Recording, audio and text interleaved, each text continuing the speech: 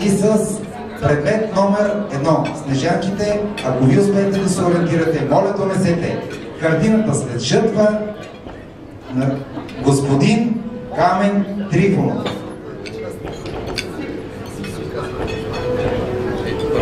Понякога една картина казва повече от 1000 думи, а понякога и дума стига, за да се излее лавина от емоции върху платното.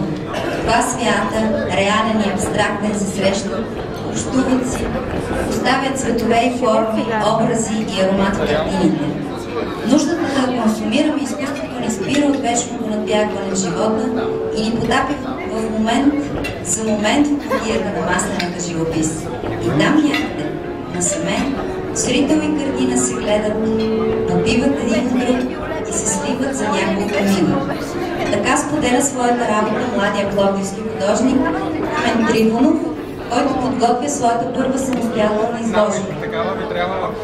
Тази вечер ви представяме неговата картина с жътва. Нека да изкажем благодарност към господин Камен Трифонов, който дари тази картина за тази благородна инициатива. Моля за връщате смешно за господин Камен.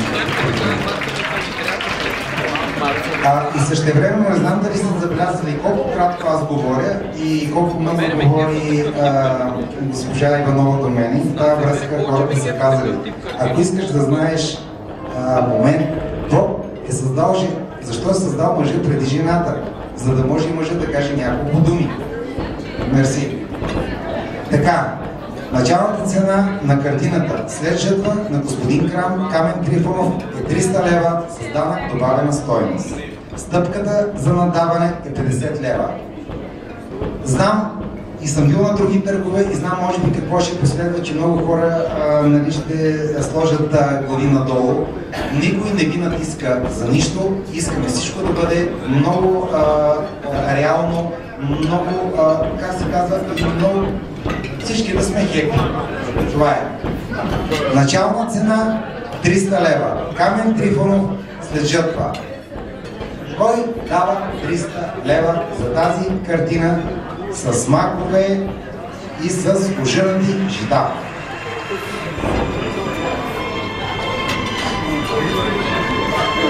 Господина, 300 лева. Кой господин? Аз не виждам. Извинявам се. 300 лева имаме за картината след жътва на Камен Трифонов. Стъпката, както казах, е 50 лева. 350 лева. Има ли някой, който ще даде? 350 лева, дами и господа. Знаете за какво събираме пари?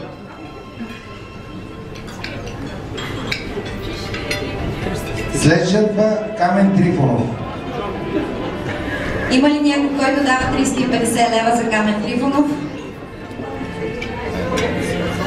Дигайте по-високо ръка, че така дигате и аз не мога да видя. Ще пропусна някой. Господин Иванов има проблем с зрението. И съм си забравил очилата. Си е забравил очилата. Но мога да ви кажа, че всичките жени тук са прекрасни. 350 лева имаме. Ето, наистина започва. Господина от 350 лева. След жътва Камен Трифонов, който, между другото, малко повече информация, тази картина е рисувана август месец, наистина след жътва. Когато са ожънани погледнат около кров, 60 на 60, това е към вас и масло. 350 лева за картината на Камен Трифонов. Някой дава ли 400 лева? Чакайте да се обърне малко, така хората си качват. Добре. 350 лева имаме. Имаме ли 400 лева? Все пак това е картина. В крайна краща всеки от нас знае, че никой не може да измери цената на изкуството. Всеки го усеща със сърцето и душата. Имаме до момента 350 лева. 400 лева. Имаме. Тогава правиме така с чучето. 350 лева първи път. Къде да чукам? 350 лева втори път. Имаме ли 400 лева да ви чукам трети път? 350 лева трети път и картината е продадена на господина отляво. Заповядайте, господина. Виждам ли е? Заповядайте, вие се казвате? Казвам се Стоян Христосов. От Пловдив, предполагам. Да, много радост и много настроение да ви носи тази картина вкъщи. Много благодаря за господин Христосов, мисля, че направи един чудесен избор.